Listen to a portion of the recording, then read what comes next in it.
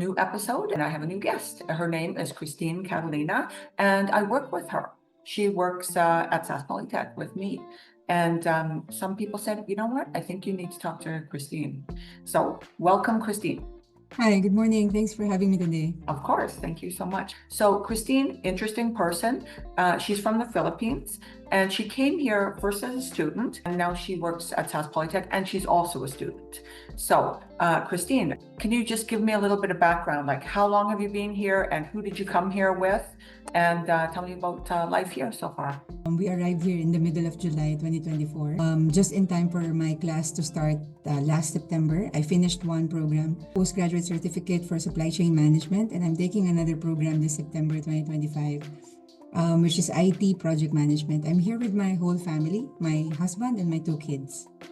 Of all the different provinces, why did you choose Saskatchewan? Before coming to Canada, we have assessed at least the major provinces like Ontario, Manitoba, Alberta, and Saskatchewan. But we decided, I would say that those provinces have its pros and cons, right?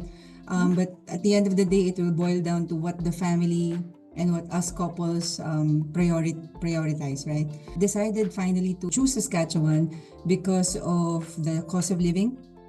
Because Saskatchewan is one of the lower cost of living as compared to Ontario and BC. So what made you choose Saskatchewan Polytechnic as a school? Number one, financially, the tuition fee of Saskatchewan Polytechnic is just reasonable. I think for the value that you get from the quality of education, the quality of service, quality of the facilities that it has, it's a very reasonable fee to pay as an international student. The second is I heard a lot of good feedback from the other Filipinos that are here, and from the videos that we watched in YouTube. There are many Filipino vloggers, even Indian vloggers I watched back in the Philippines. So yeah, and also my program, which is supply chain, is here. So since day one, actually even when I was in the Philippines, I already felt firsthand the support the Saskatchewan Polytechnic is extending to all of its students, not only to international students, but also to domestic students. They were organizing 360-degree orientation just to make sure that international students, especially those who will enter Canada for the very first time, especially those younger students, will be well prepared, not only for schooling, but also, how to live in Saskatchewan, how to survive all the possible challenges here financially in terms of weather. When I came here, when I started, I was amazed also by the facilities. Even though I'm not a healthcare student, when we were doing the tour, I was really amazed when I saw the simulation lab for the healthcare. So there are robots which are using AIs, and those robots really look like a human being that can be like a patient for different illnesses. And I can just imagine that a nurse student who is just, let's say, 20 years old, and is afraid of doing, the real hospital job, will get a real feel in those simulation jobs. Even the technical courses like automotive, right? The facilities of Saskatchewan Polytechnic is also complete. Like they have student association, they have gym for exercise, for fitness. They also have support for mental health if you need counseling, and they also have a good support for learning, like tutoring, writing. So you can feel that you are really well taken care of by the institution.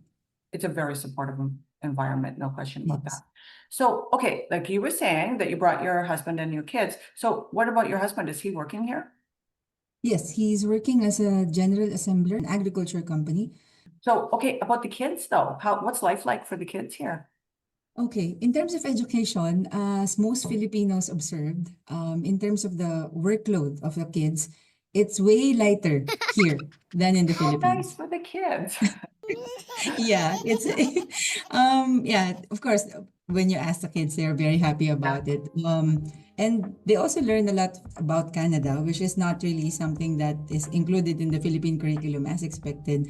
Although, of course, they miss their friends back home, but they were also able to make some good friends here, both in school and in our neighborhood as well. Okay, so it sounds like you're enjoying life here in Saskatchewan. So what would you say were some of the benefits that you realized in Saskatchewan here?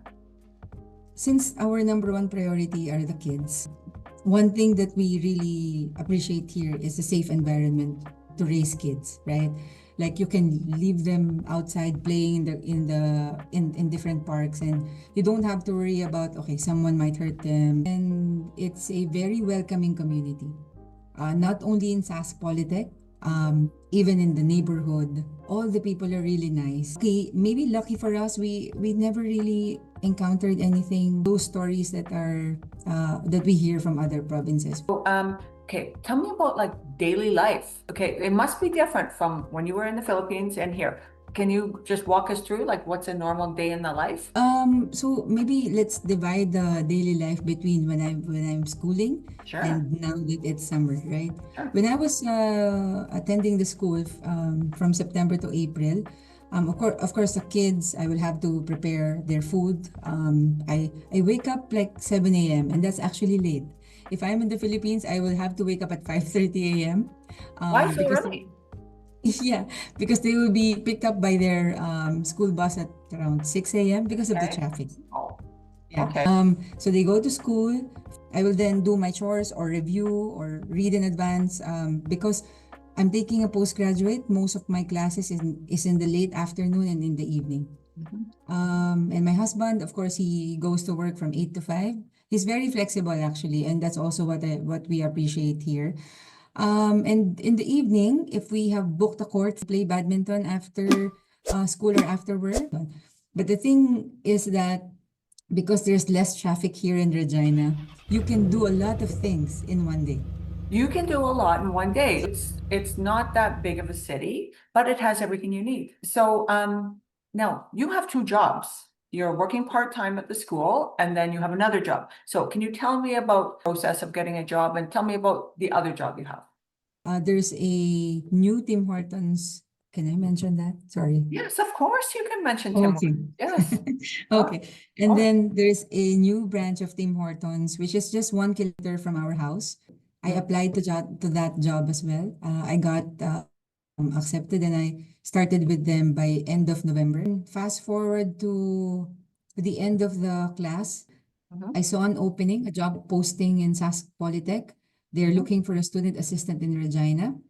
I submitted my application online. I'm very fortunate to be chosen for that. That's such a valuable job because the students need advice. 360 degrees already because I was in their shoes before.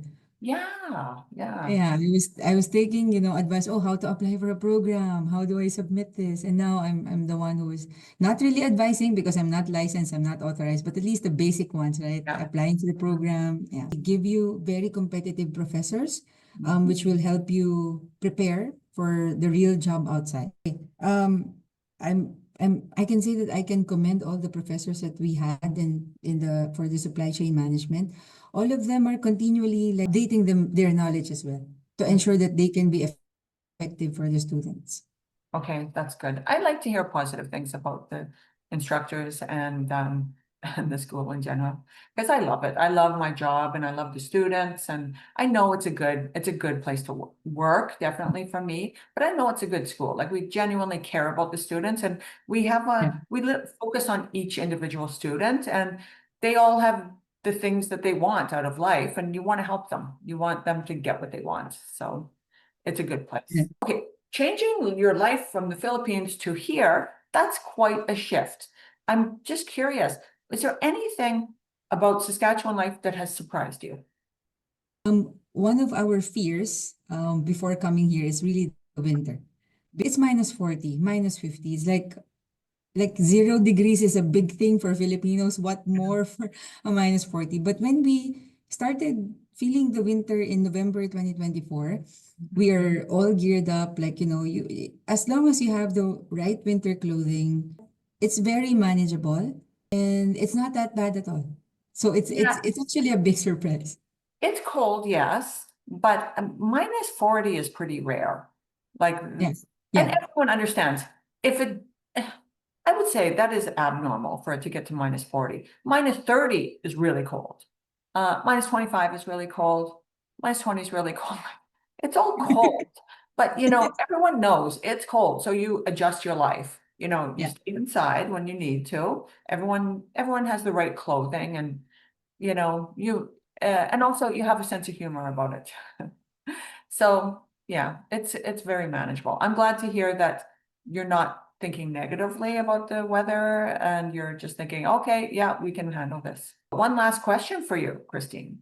There are people in the Philippines right now, or in other countries, Nigeria, India, whichever, and they're seriously thinking about coming to Saskatchewan to move here or to go to school here, or maybe to go to Sask Polytech and having a similar life to the life that you've created for yourself. So any general words of advice that you would have for them? Maybe 3 points. Three key points would be: number one, plan ahead. Plan for everything, not only for the school. Plan for how you will live here. Plan financially. Failing to plan is planning to fail, and we don't want that to happen, right? We want our Canada experience to be one of the most amazing experience that we will have, right? The second one is mindset.